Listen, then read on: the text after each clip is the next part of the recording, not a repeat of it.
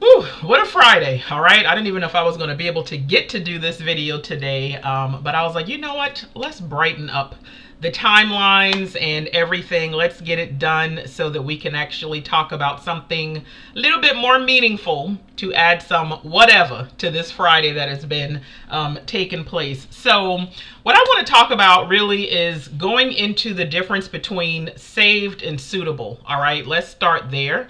I realize that a lot of single Christian women, they think that they are good to go because they are saved, because they have a relationship with God, because they have accepted Jesus Christ as their Lord and Savior. I like to make sure that we can have some type of distinguishment, okay? Some type of understanding that just because you are saved does not actually mean that you are going to be a suitable partner. It does not yet mean that you have gotten to that place of suitability, okay? There are many different things that go along with relationship readiness. You know, I talk about many of these things a lot, as you all know. I even talked about it in this week's podcast episode already. Go and listen to it if you have not. But yeah, I've already talked about that earlier this week, and I just want to do this training video today, do this MIT training, and talking about really asking you, are you actually ready? Are you really ready to be someone's partner? Desiring a man, praying for love, wanting to be in a relationship, trying to figure out when you're going to get married.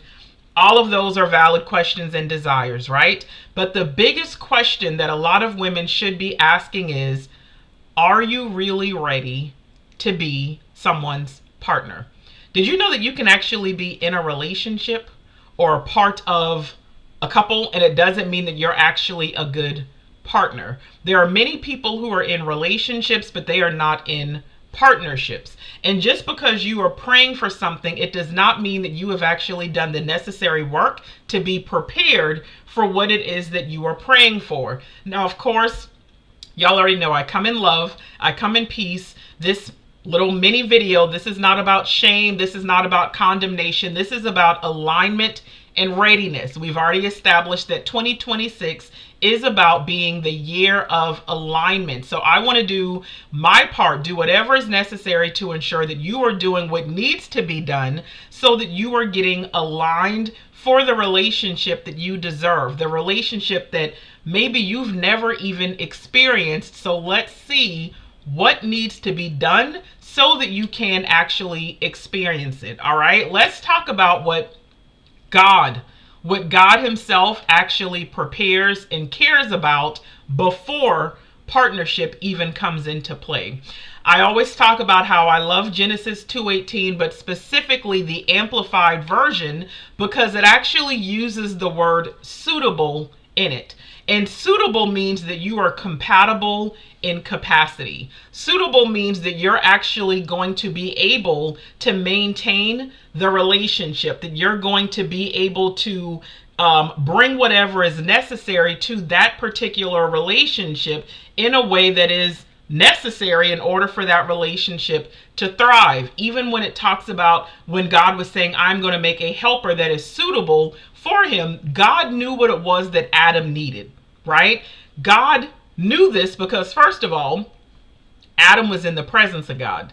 Adam was someone who was spending time with God. So one of the things that you want to ensure that you're actually considering is dating men who actually spend time in the presence of God. Men who actually have a real relationship with God. But because of the relationship that Adam and God had, God knew what it was that Adam needed. God knew all the responsibility that Adam had. He knew Adam's personality. He knew Adam's character. So he said, I am going to make a helper that is suitable for him, someone who is compatible in capacity, someone who is going to be able to assist, someone who has what is needed in order to maintain what I have already provided Adam with.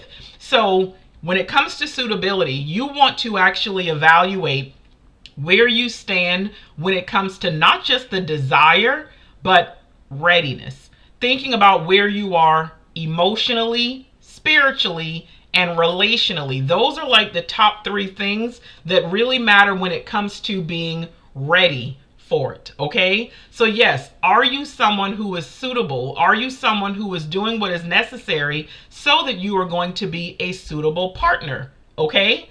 Suitable for what? Suitable for a good man. Suitable for a godly man. Suitable for a man who is secure and whole, who is godly, someone who is probably nothing like any man that you have ever dated before.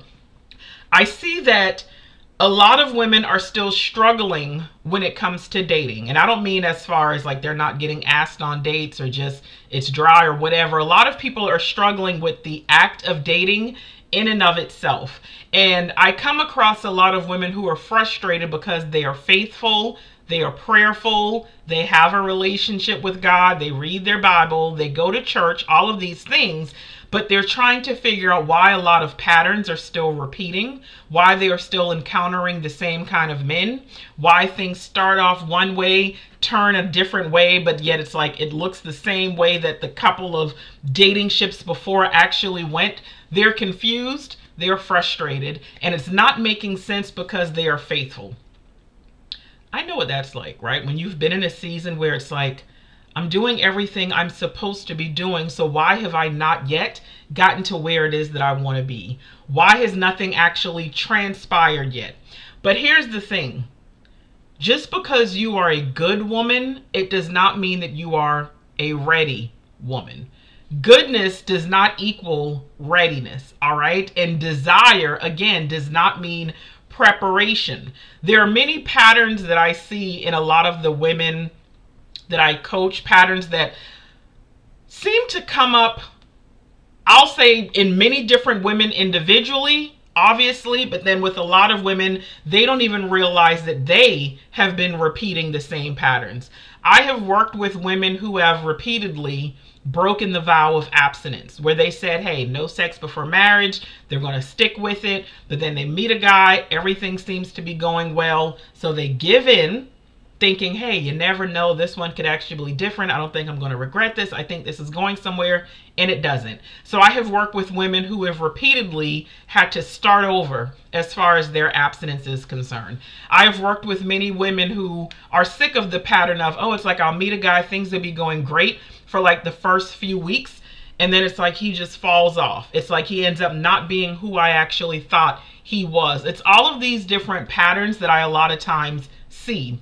What I do know is that there are a lot of dating behaviors that look spiritual, but they are really fear-based, right? You can go in thinking that you're trusting God, thinking, okay, I'm going to offer grace. I'm not going to be too critical. Hey, I want to make sure, like, yeah, he was going through something, but I wanted to be that person who could uplift and encourage and already show that I know what a helpmate is about. Like all of these things that seem spiritual, but it's really rooted in fear.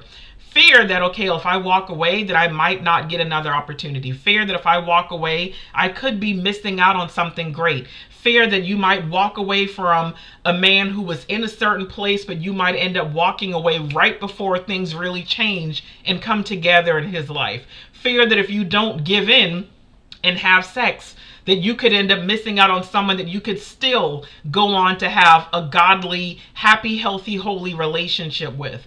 There are many dating behaviors that a lot of women are engaging in that appear to be spiritual, but they are actually fear-based. And these are things that also indicate whether you are ready or unready. And I want you to be honest about, are you really ready? Do you have what it takes emotionally and spiritually and practically and relationally to sustain a relationship in this season of your life? If you think about all the things that you currently want in a man, if you were able to design, create, build your perfect man, when you think about everything that would be attributed to him, would he want you with where you are right now?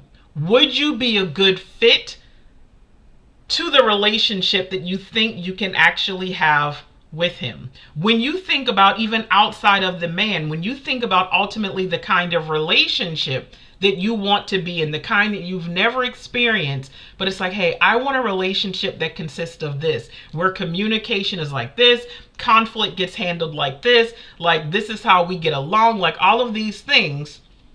Are you currently ready for that kind of relationship? Now, for some of you, you might be thinking, okay, it's like, I've never even thought that far. I never really thought about how we'll communicate, how we'll navigate conflict, how we'll navigate lifestyles and intertwine, like all of these things.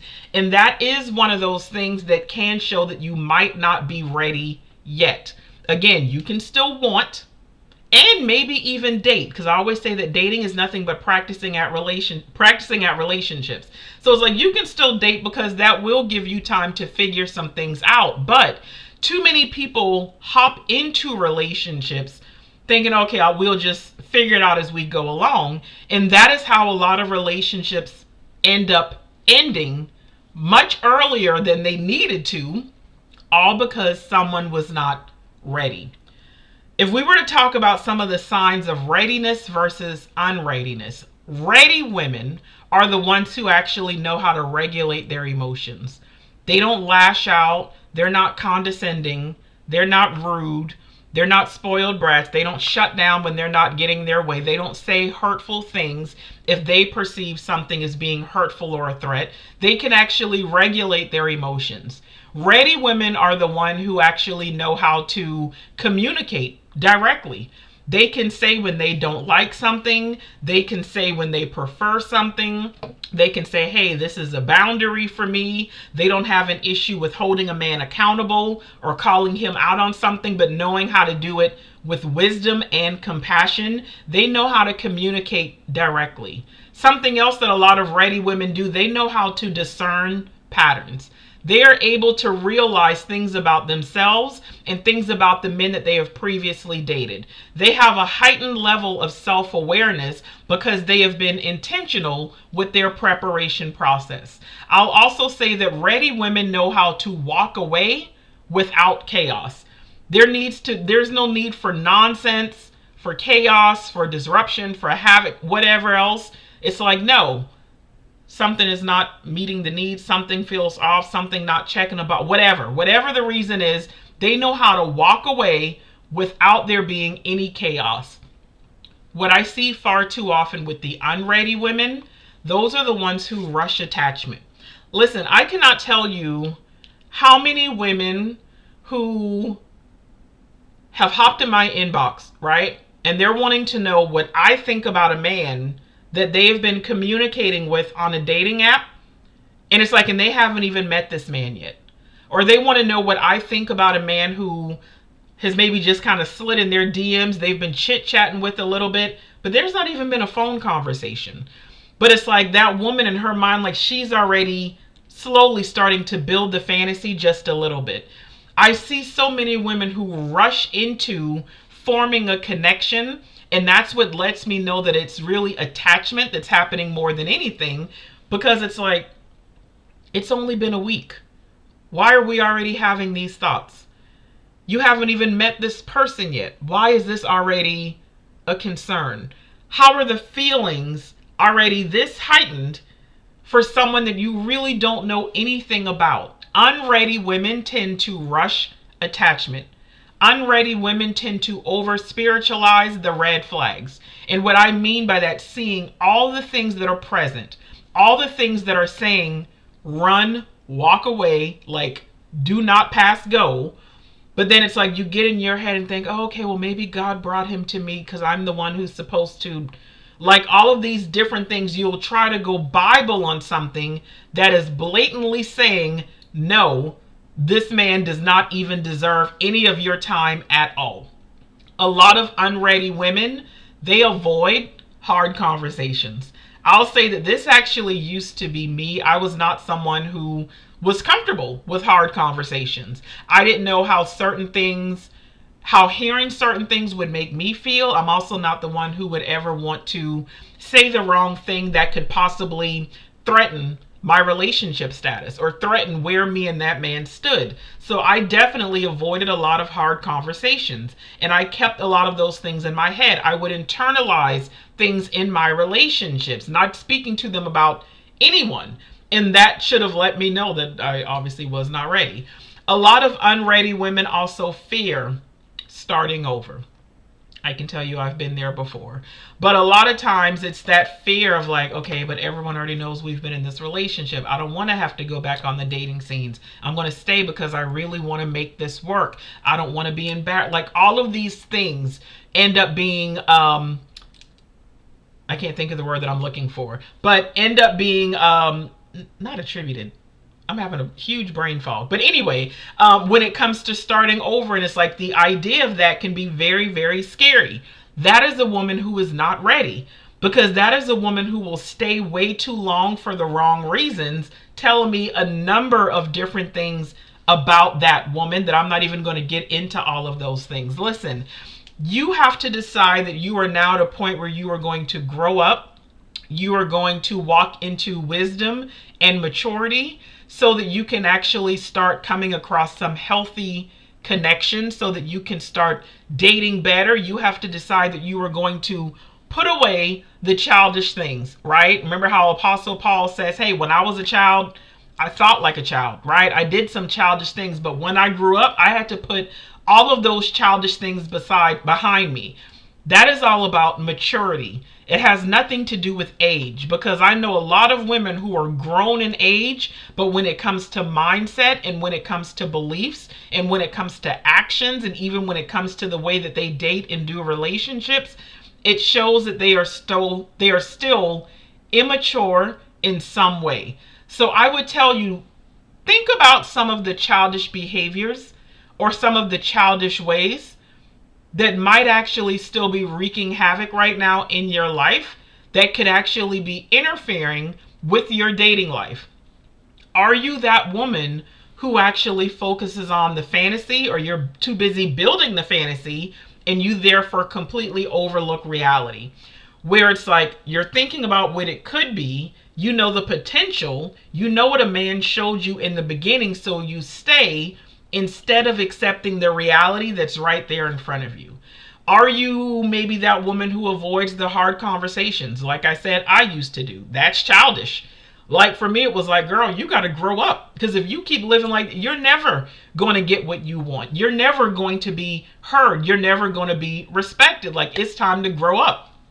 Are you that person who is maybe emotionally dependent on a man or the man that you're currently dating? Are your emotions and feelings, your emotional state and whether or not you're regulated, is it dependent upon someone else?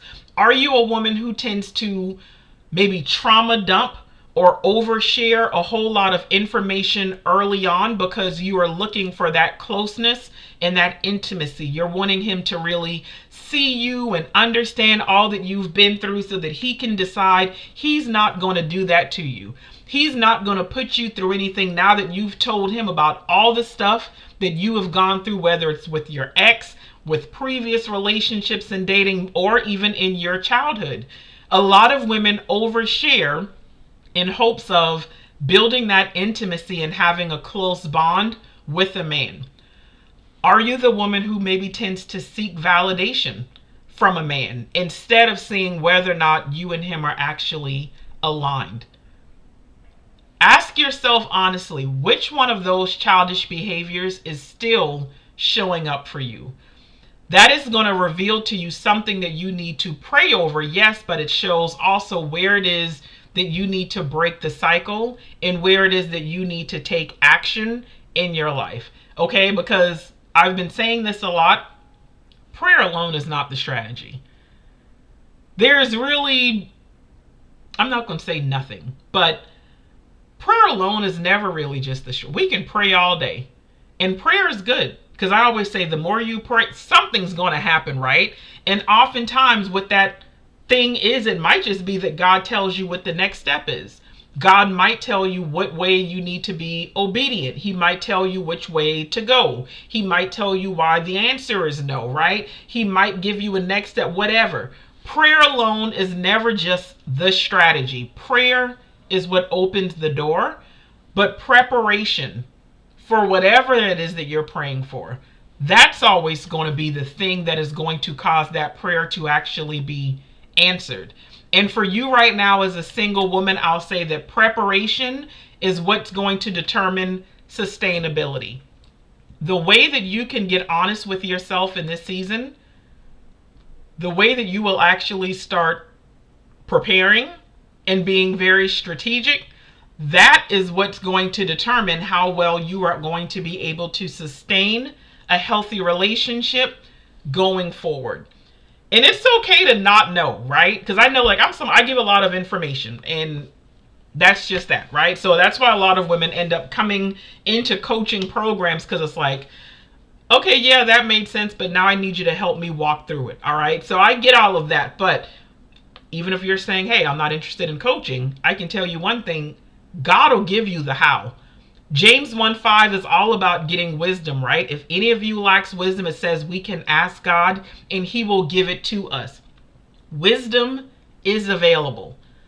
Wisdom is something you can ask God for. He will tell you in what way you are currently in your own way. He'll tell you what your next step needs to be.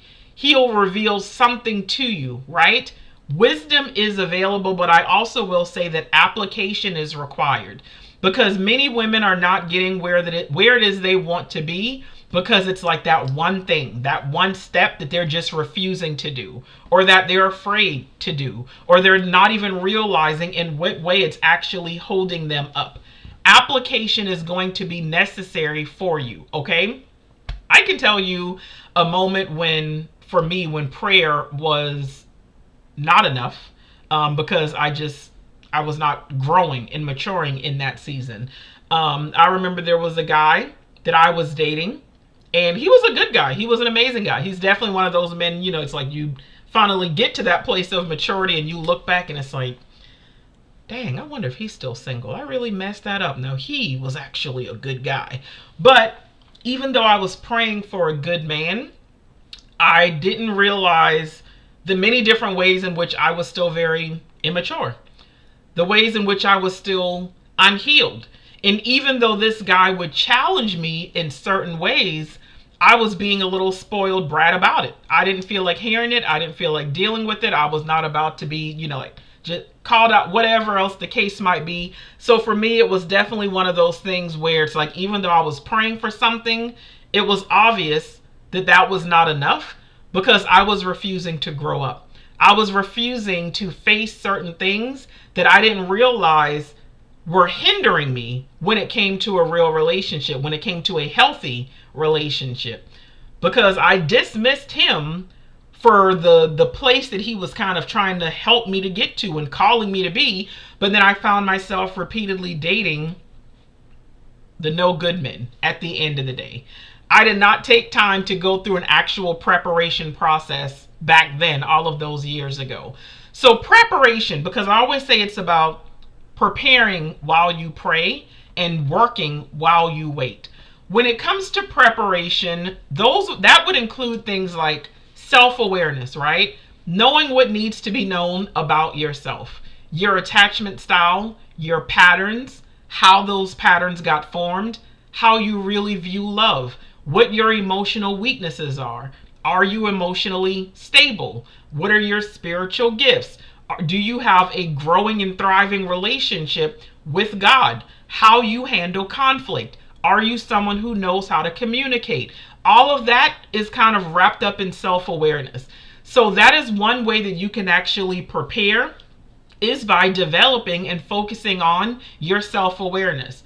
Also, emotional regulation, making sure that you're someone who knows how to handle yourself emotionally, knowing that you're someone who knows how to display the holy, godly emotions. I always talk about how I love the Pauline letters, like all the letters that Paul wrote, because it's like in all of those things, like it's a call to Christian living. Paul is letting us know what we need to do to live better lives, ultimately, to show that we are walking with God and that we are emulating Christ. And it's like it talks about ridding your heart of anger and bitterness and malice and unforgiveness, like all of these things, right? How to love, how to be a good friend. So many different things that we see in there. So many things that he also talks about when it comes to emotional regulation. Another thing when it comes to preparation, Accountability. Are you someone who can handle being called out? Are you someone who can handle someone actually holding you accountable for the things that you say and the things that you do? A lot of women, they think they're ready for a grown, godly, mature man until they realize that that man who is emotionally available and emotionally intelligent, he will call you out on your crap. And you need to be able to regulate your emotions when that actually happens. Preparation might also be skill building.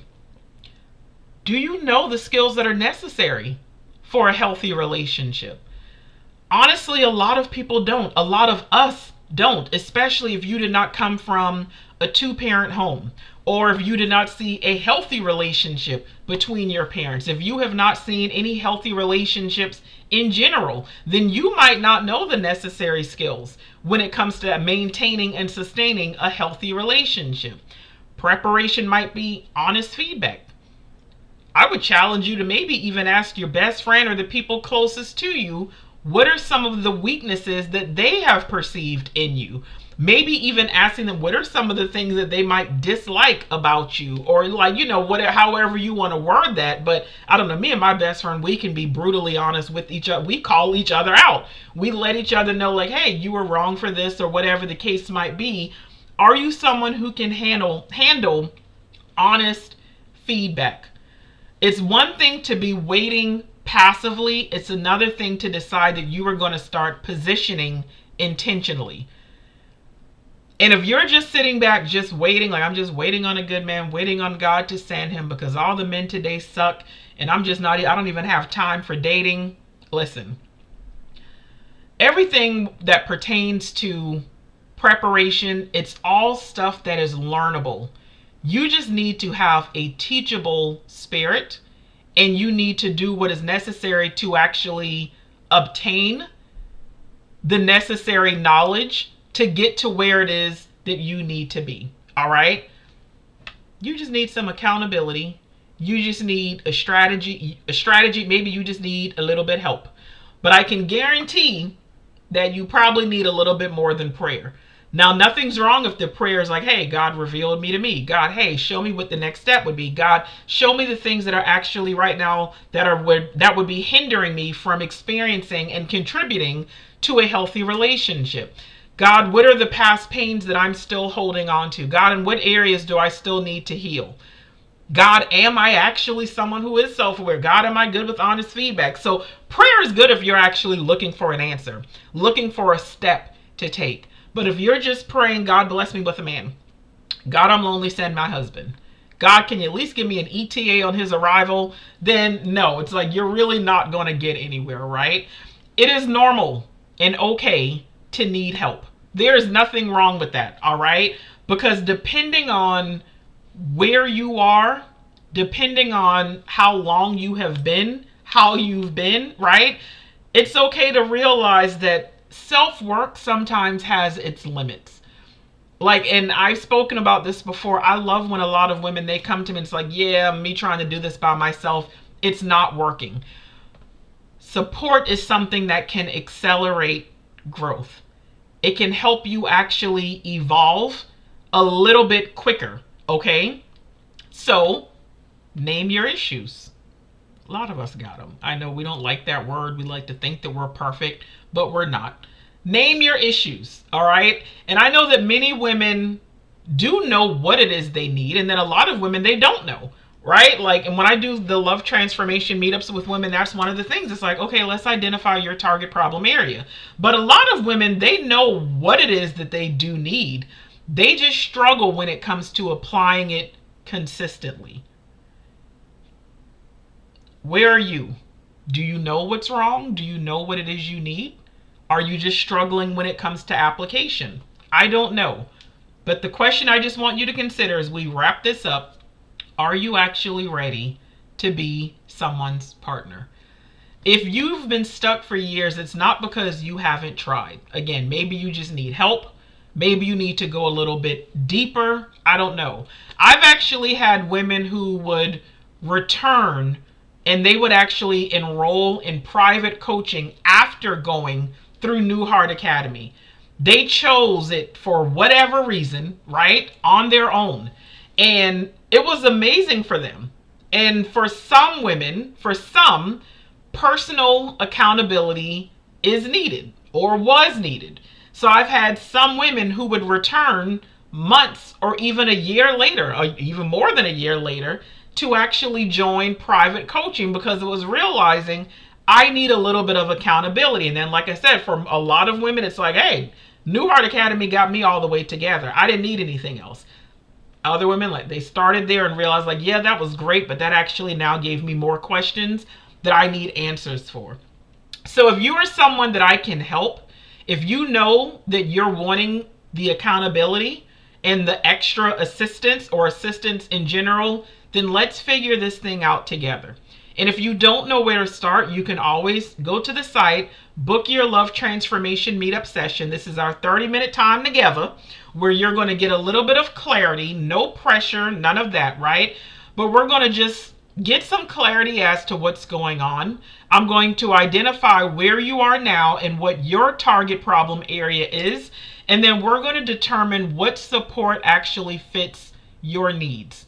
We're going to figure out whether it's going to be private coaching, whether it's New Heart Academy. I don't know. We'll talk about coaching programs, strategy support, accountability pathways, whatever. My programs are pathways for the single Christian women who are wanting a healthy relationship that turns into marriage.